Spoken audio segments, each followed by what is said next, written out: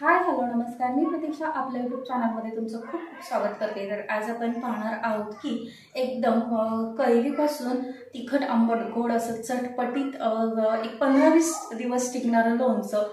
एक 2-3 कैऱ्या मी इथे घेतलेल्या आहेत, त्या कैऱ्या धुवून घेतलेल्या आहेत आणि या कैऱ्यांपासून मी छान असं लोणचं तयार करणार आहे गूळ टाकून। आणि थोडासा इथे मसालाही काढून घेतलेला आहे, तो मसाला मी तव्यामध्ये भाजून बारीक करून नंतर आपण कैरीचं लोणचं घालणार आहोत। हे लोणचं जास्त दिवस टिकत नाही, परंतु एक 15 ते 20 दिवस छान असं खायला लागतं। तर 3 कैऱ्यांपासून मी इथे लोणचं तयार करून घेणार आहे। तर येथे मी 2-3 कैऱ्या स्वच्छ असा धुवून पुसून घेतलेल्या आहेत आणि नंतर कापून घेणार आहेत। कैऱ्या कापून घेताना आतमध्ये बऱ्याच वेळा आपली कुई तयार झालेली असते, त्याच्यामुळे कैरी कापत नाही। तर मी कडेकडेचा भाग सगळा काढून घेऊन कैऱ्याच्या छोट्या-छोट्या फोडी करून घेणार आहे। तर उन्हाळ्यात आपल्याला जेवताना तोंडी लावण्यासाठी एकदम छान चटपटीत आंबट तिखट गोड असं लोणचं हे तयार होतं। तर आपण कैऱ्याच्या छोट्या-छोट्या फोडी करून घेऊया आणि त्यानंतर मसाला भाजून घेणार आहोत। तर येथे तिन्ही कैऱ्या माझ्या छान अशा कापून झालेल्या आहेत आणि पाहू शकतात की मी या पद्धतीमध्ये ह्या फोडी तयार करून घेतलेल्या आहेत। त्यानंतर मी ताटामध्ये मोहरी, बडीशोप, मेथी, 4 मिऱ्या, 4 लवंगा हे सगळं साहित्य काढून घेतलेलं होतं। परंतु व्हिडिओ करताना माझा व्हिडिओ चालू करायचाच विसरला, तर ते साहित्य दाखवता आलं नाही। पण कढईत टाकताना तुम्ही लक्ष देऊन पहा। तर मी इथे मोहरी टाकून घेतलेली आहेत, मिऱ्या लवंगा टाकून घेतलेले आहेत, नंतर बडीशोप, मेथी हे सगळं साहित्य मी कढईमध्ये टाकून छान असं भाजून घेणार आहे।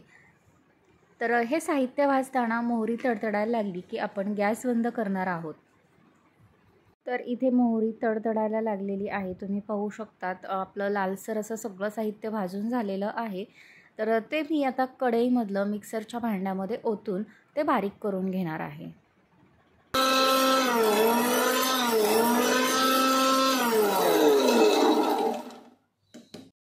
तर येथे आपलं हे साहित्य बारीक असं झाल्यानंतर आपण ते कैरीच्या फोडीवर टाकून घेणार आहोत। तर जास्त काही सामान लागत नाही, बडीशोप, मेथी आणि 4 लवंगा, 4 मिऱ्या आपण हे सगळं भाजून नंतर याच्यावर टाकून घेतलेलं आहे।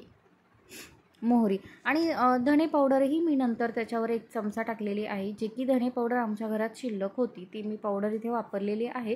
जर धणे असतील तर ते धणे आपण याच्यात भाजून घेतले तरी छान होतात। तर ते आपण छान असा हा मसाला आपण कैरीला लावून घेणार आहोत। पण ह्या सगळ्या गोष्टी करताना आपण याच्यामध्ये बिलकुलही पाण्याचा हात आपण याला लावणार नाही, नाहीतर लवकरात लवकर आपलं लोणचं खराब होतं। तर मी दुसरीकडे कढई गरम करण्यासाठी ठेवलेली आहे। त्यामध्ये कढई गरम झाल्यानंतर मी 2 चमचे तेल टाकून घेऊन आपण फोडणी तयार करणार आहोत।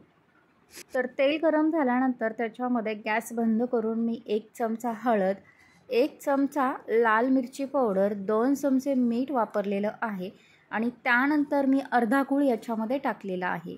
तर गूळ हा पाहू शकतात की 1 ते 1.5 चमचा गूळ मी याच्यामध्ये टाकून ही फोडणी थंड होऊन देणार आहे आणि नंतरच आपण त्या कैऱ्यांवर टाकून घेणार आहे। तर गूळ टाकल्यानंतर आपण चमच्याच्या साहाय्याने ते थोडं वेळ हलवून घेणार आहोत, जेणेकरून त्यामधला गूळ आपला वितळेल। तर मी या पद्धतीमध्ये हे हलवून घेतलेलं आहे आणि थंड झाल्यानंतर आपण ते कैरीवर टाकून घेणार आहोत।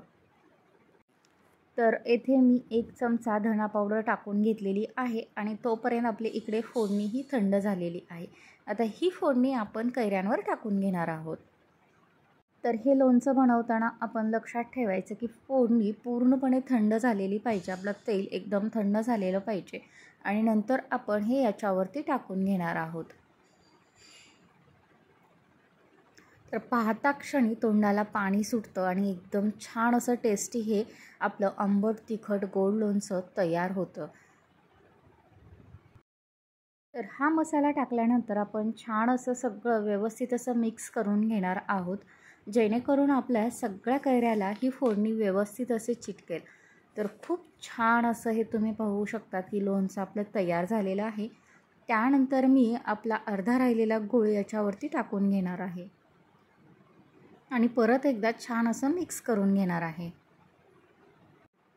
तर एकदम टेस्टी असं हे आपलं लोणचं तयार झालेलं आहे। आपण एका काचेच्या भरणीमध्ये आपण हे भरून ठेवू शकतो। तर आत्ताच आपण एक थोड्याशा साहित्यामध्ये एकदम छान असं चटपटीत लोणचं पाहिलेलं आहे। खूप छान अशा पद्धतीमध्ये आपलं हे लोणचं तयार होतं। तर तुम्हाला हा व्हिडिओ कसा वाटला ते नक्की कमेंट करून सांगा। असेच नवनवीन व्हिडिओ पाहण्यासाठी चॅनलला लाईक आणि सबस्क्राईब करायला विसरू नका। धन्यवाद।